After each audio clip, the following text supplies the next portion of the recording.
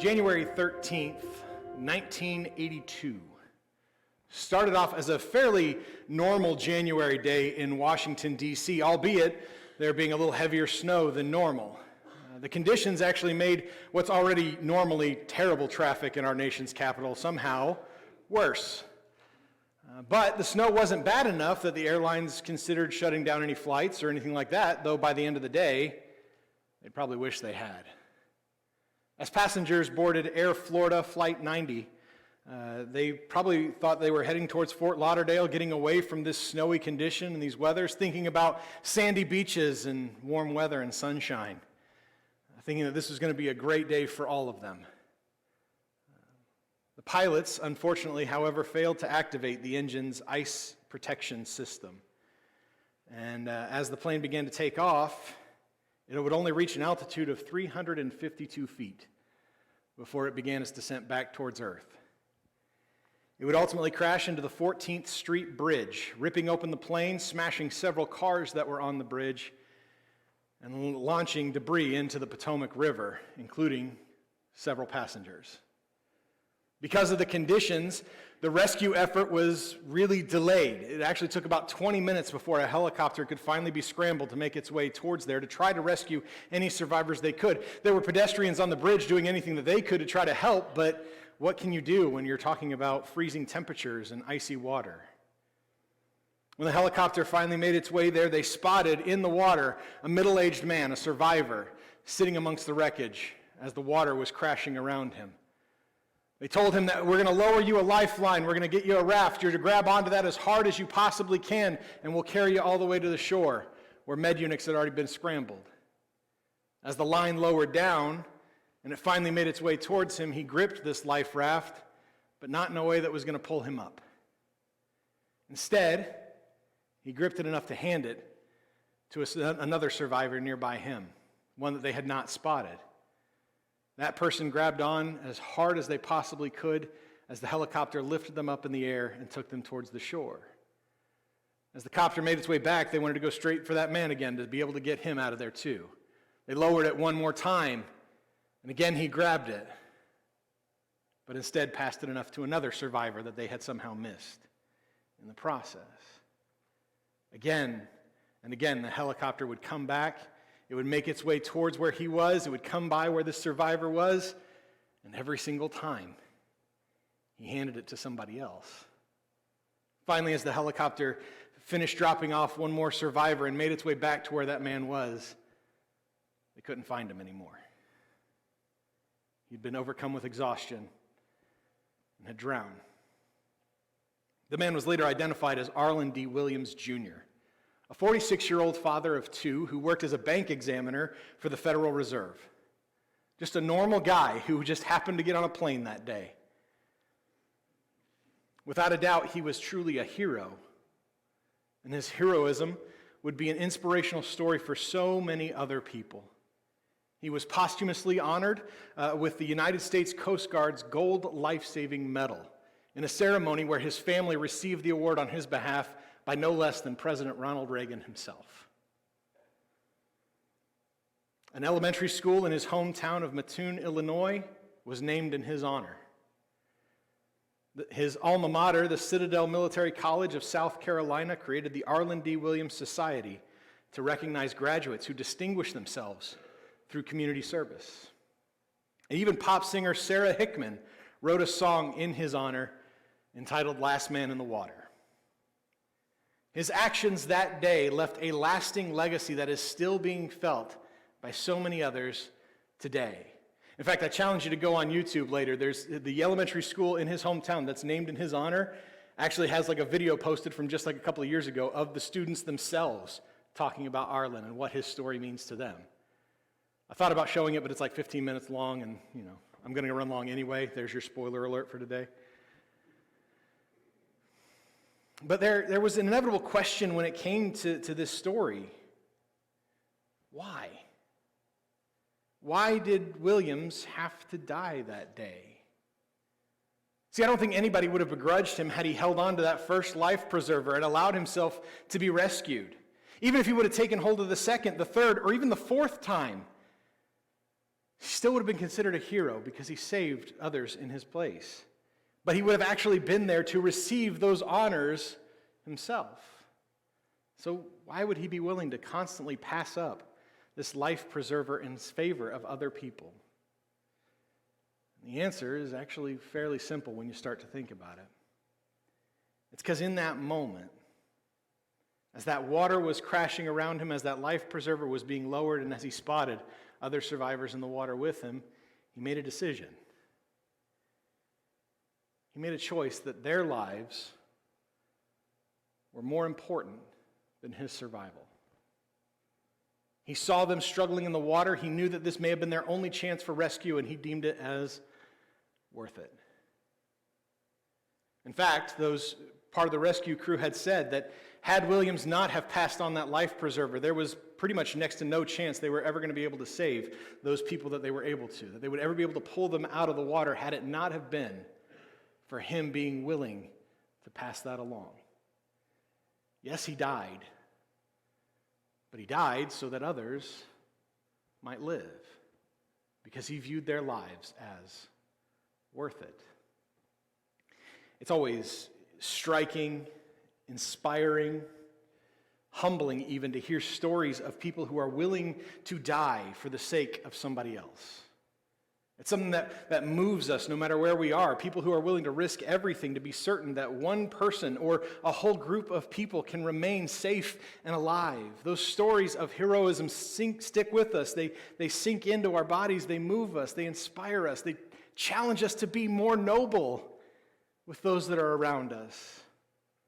It's moving enough when you hear a story of someone who died in the place of someone they loved. It's touching enough when the person dies for the sake of others that they don't know. But what about somebody who dies in place of those who hate him?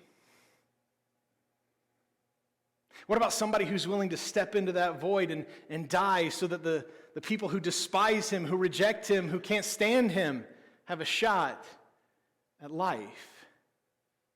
I think that's why the cross is so difficult for us to move past.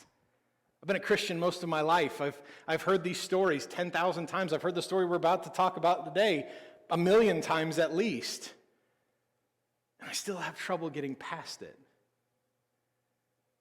I hope you do too, and I hope that you're not checking out because you know what we're going to talk about. Because the cross of Jesus is something that is so incredibly moving to us, because it tells us that not just anybody, but the Son of God would be willing to step into the void, would be willing to die so that you and I have an opportunity to live. And understand, he did this at a time period when people just didn't like him very much. In fact, his entire time on earth, Jesus had been given at least 1,000,000 different reasons to not go to the cross, to be shown that humanity, frankly, is just not worth it. Time after time in his encounters with other people, Jesus was shown some of the absolute worst humanity has to offer. But that's especially true if you think about just his last week before he made it to the cross. His last week was maybe the worst week in human history. And if any of us have had a bad week this week, I think it's going to pale in comparison to the week that Jesus experienced. See, no sooner than Jesus finally arrived in Jerusalem, heralded by people who were so glad to see him come to town, people who were so excited that he was finally among them that they waved palms and they sang praises because Jesus had finally made it into town. No sooner than he finally gets there and gets settled, the palm's still on the ground, the donkey still breathing heavy from having to carry him. Then he's met by the group that had to be the perpetual party poopers in his life. And they come before him and they challenge him. They ask him, what gives you the right? It says in Matthew 21:23 that when he entered the temple, the chief priests, the elders of the people, they came to him as he was teaching and said, by what authority are you doing these things? Who gave you this authority? What should have been such a great day for Jesus as he is entering the city, Jerusalem, the home of the temple, where the presence of God came in and made its dwelling. And when it first was constructed, his presence was there so prevalent that he gave the priests the day off because they couldn't get in there. Jesus, the Son of God, finally makes it to Jerusalem. It's supposed to be a great day. And here come these jerks. And even more than that, that same day, as he makes it into the temple, he's met by a sight that made his heart absolutely sink. Because in that temple, there were different guys who were selling animals. And that in itself of itself is not necessarily a bad thing. Understand this is Passover week, so a lot of people are coming from outside of town. They may have forgotten an animal, or something that they brought may have died on the way, or something may have happened to mar their sacrifice that they had. And so these guys selling animals is not necessarily a bad thing, but they're opportunists. See, they know that these folks can't go home and go get a different animal. That if they want to sacrifice, if they want to worship God in the way that they're supposed to this weekend, they're going to need something. And so they mark up the price 3, 4, 5 times what the market value of that animal is.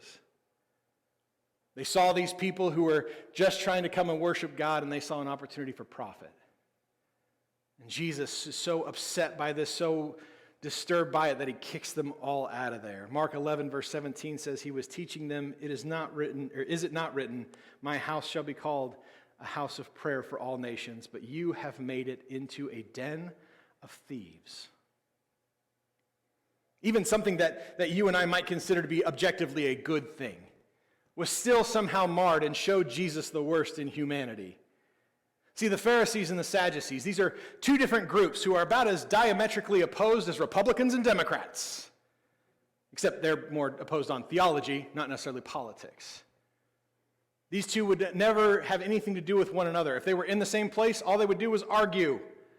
We know nothing about that, right? And yet somehow, during the course of this week, the two found common ground to join them together. They finally started having conversations that were civil with one another, that didn't result in sweating, red-faced spittle flying everywhere.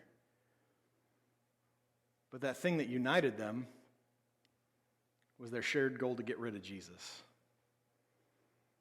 Their shared goal to finally get themselves rid of him. Matthew 22:34 says, when the Pharisees heard that he being Jesus, had silenced the Sadducees, they came together.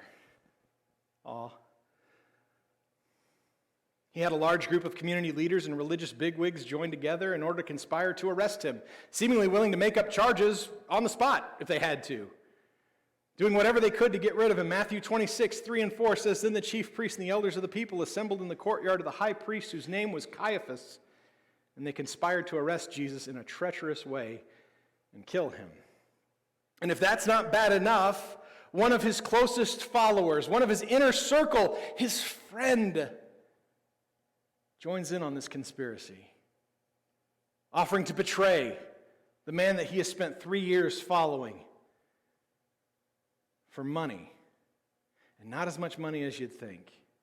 Luke 22:3-6 says, then Satan entered Judas, called Iscariot, who was numbered among the 12. He went away and discussed with the chief priests and temple police how he could hand him over to them. They were glad and agreed and gave him silver. So he accepted the offer and started looking for a good opportunity to betray him when the crowd was not present. And as bad as this particular moment is, it's not like the other 11 of his closest followers were doing much good to kind of help Jesus feel like this sacrifice he's about to make is worth it.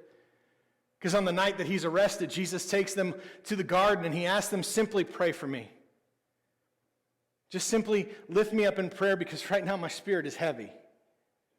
He asks his best friends in the whole world to pray for him. But they had a really hard time keeping their eyelids open instead. Luke 22:45-46 says, when he got up from prayer, he came to the disciples. He found them sleeping, exhausted from their grief. Why are you sleeping? He asked them. Get up and pray so that you won't fall into temptation. And finally, as everything is heading towards this crescendo of the cross, he's ultimately arrested and brought to trial by men who were seemingly unashamed to bring about false testimony against him, just to get rid of this dude. Matthew 26:59 says the chief priests and the whole Sanhedrin were looking for false testimony against Jesus so that they could put him to death. Jesus has got to be at his emotional low point here. Everything about his life is crashing down around him. And yeah, he knew what was going to come, but that doesn't make this easier. Yeah, he knew what he had to do, but that doesn't make it simpler for him.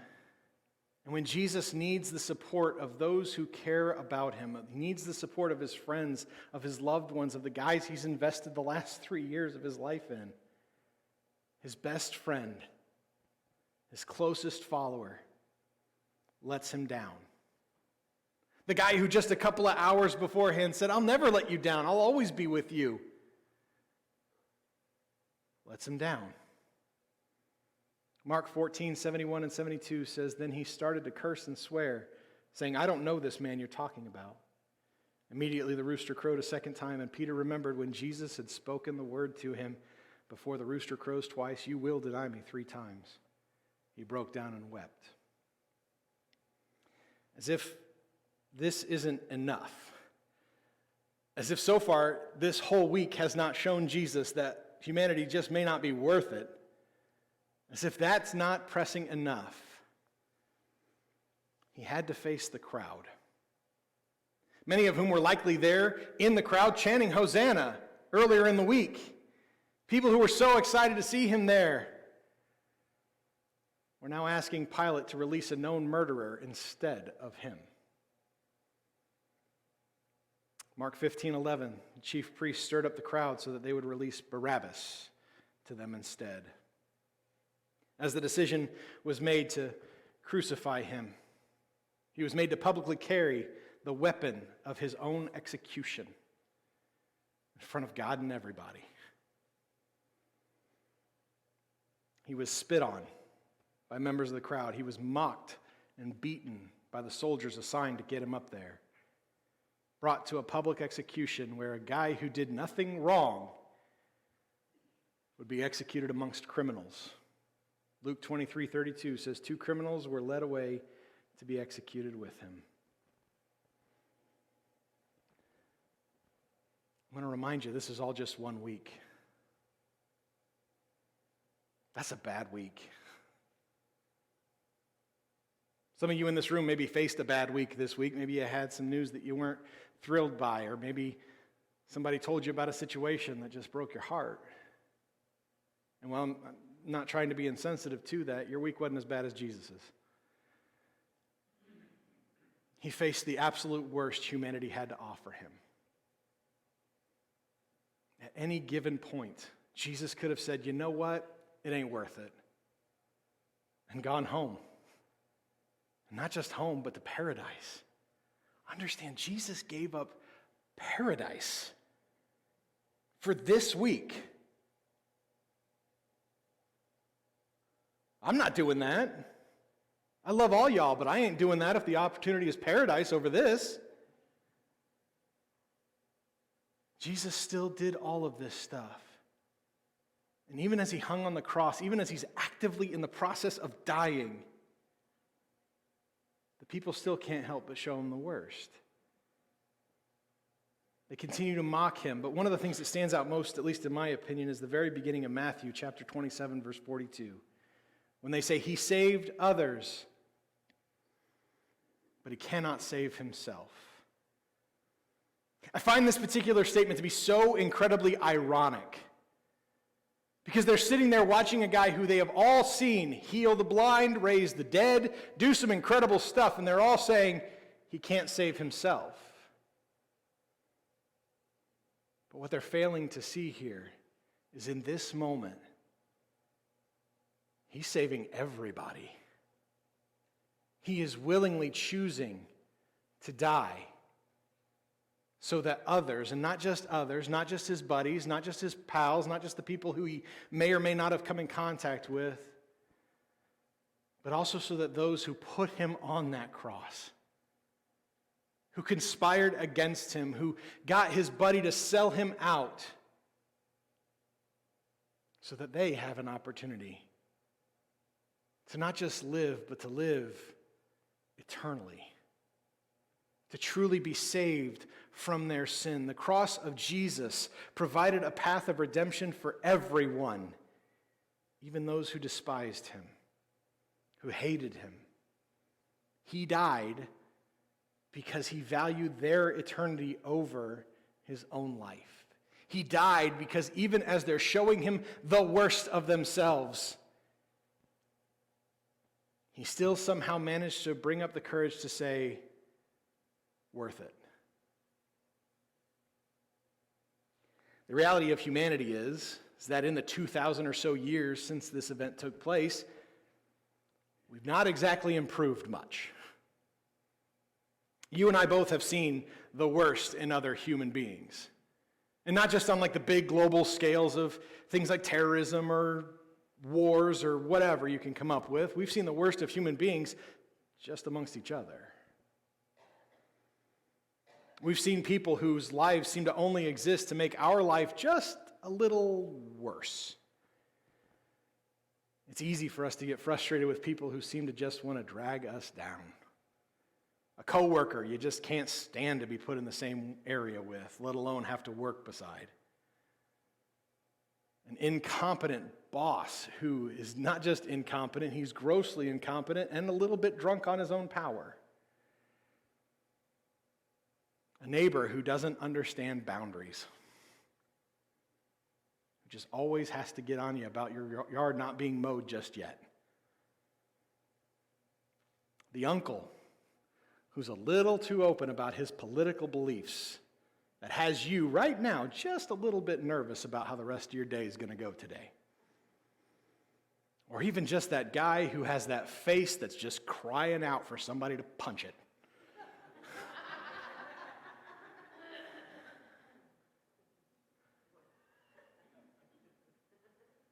I got two people in my life I just want to punch. Nobody you know. One of them is Pete Carroll, the head coach of the Seattle Seahawks. I'm sorry, Jesus. I want to punch that guy. Anyway, we've all met those people, though. We've met those people who just drag us down, who make life just a little bit more terrible for us. But can I remind you of something? You may not want this reminder, but let me remind you of it anyway. Jesus died for them too. He loves them so much. He sees so much value in them that he would die for them. Even at their absolute worst, when everything about them seems to do everything but cry out that we're not worth it, he still did. You know how I know that? Because even when I was at my worst, even when every action I took showed Jesus I'm not worth it, he told me I was. Even when you were at your worst, when everything that you did was screaming out to Jesus that you're not worth it, he still called you worth it. Because he loves you. Because he cares about you. Jesus provided a way for you, me, and them to find forgiveness, to find mercy, to find grace. Because while we might not think that they're worth it, because sometimes we may feel that we're not worth it, Jesus looks at us and he says simply, you're worth it. At Easter, it becomes so easy to remind ourselves that Jesus died for you. And absolutely, for sure, he did. Don't get me wrong there. But he also died for them. Because his love for all of us is just that great. He saw his death as worth it because it would get rid of our sin. But we know that's not the end of the story. That's not why we're here to celebrate today. That's not why Easter is so significant. We've heard other stories of people dying in place of others. What makes today so special is that death did not stop Jesus.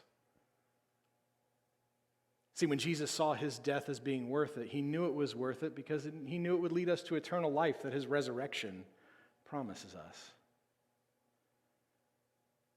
Jesus sees us as worth it because he knows what's waiting for us.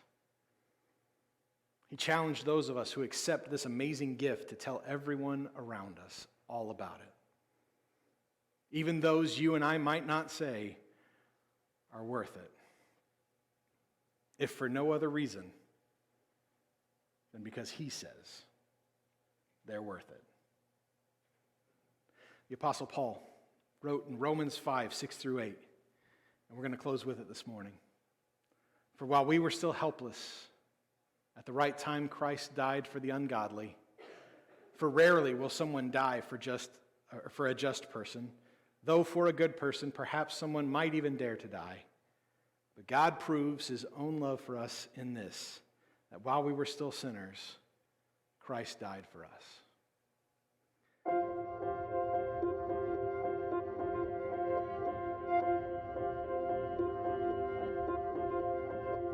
bensound.com